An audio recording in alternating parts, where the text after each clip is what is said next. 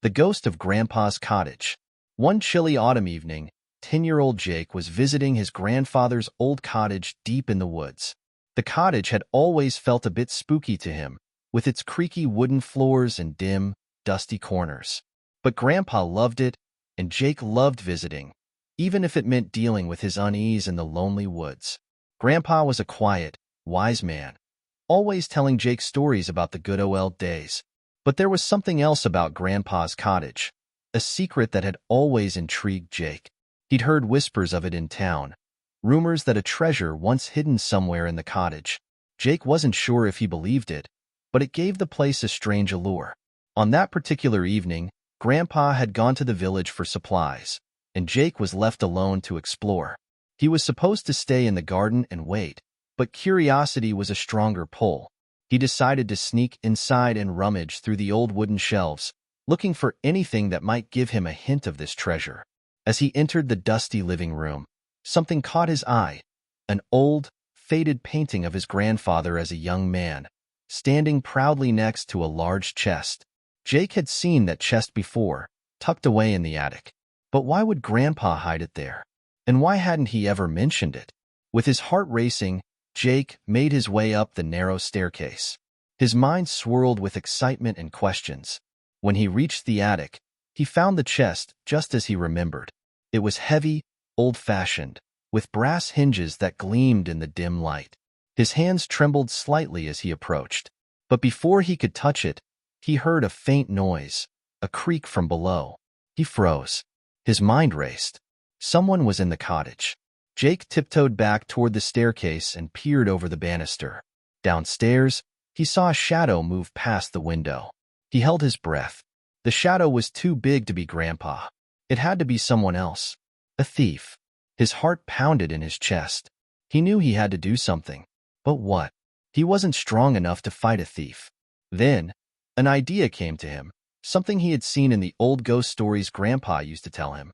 There was a costume in one of the closets, a silly ghost dress that Grandpa had kept for Halloween many years ago.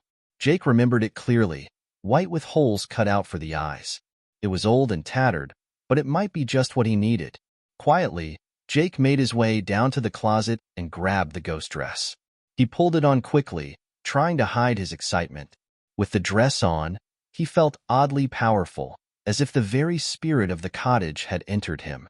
He tiptoed downstairs, moving silently like a shadow. The thief, meanwhile, was rummaging through drawers, looking for something to steal. Jake's heart raced with every step. He crept up behind the thief, who was too busy to notice. With a deep breath, Jake let out a low, eerie moan.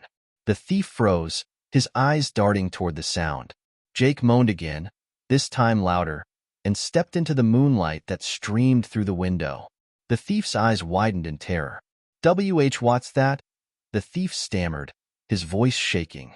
Jake moaned again, his voice more ghostly this time, and stepped forward into the room. The thief backed away, his hands raised in fear. Who are you? The thief asked, his voice trembling. I am the spirit of the cottage, Jake said in his best spooky voice, trying to keep his laughter in check. I guard what belongs here. You should not be here. The thief's face drained of color. He looked terrified. I didn't mean to, he whispered, taking another step back. I was just looking for something to take. I didn't know. Please don't hurt me. Jake could barely keep from laughing. The thief was so scared that he almost seemed to be shaking in his boots. Jake took another step forward, pretending to be an ancient, vengeful ghost. Leave now, and I might spare you, Jake said in a deep, menacing voice. Steal nothing, and you may leave in peace. The thief gulped, his eyes wide with fear. I swear, I won't take anything. I won't come back. Just don't haunt me. Jake, now thoroughly enjoying his role, pointed toward the door. Then go. Leave this place and never return. The thief bolted for the door, stumbling over his feet in his haste to escape. Jake watched him go, a grin spreading across his face. He had done it. He had scared off a real thief, all by pretending to be a ghost. He waited for a moment, just to be sure the thief had truly fled, before slipping out of the ghost dress. His heart was still racing, but with excitement now, not fear. When Grandpa returned later that evening, Jake couldn't wait to tell him what had happened. Grandpa listened in silence, his face unreadable. Finally, when Jake had finished, Grandpa chuckled softly. "I thought I told you about the ghost stories of this place," Grandpa said, his eyes twinkling with amusement. "But it seems you took the lesson to heart, boy. You did well.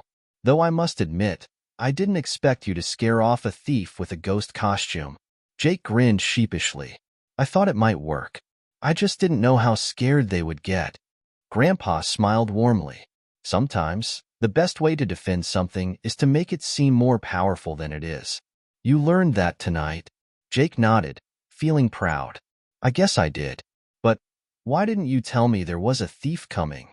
Grandpa's smile faded slightly, and he sighed. "I knew someone would try to take the treasure someday. It's been hidden here for generations. But there's more to it than gold or silver, Jake.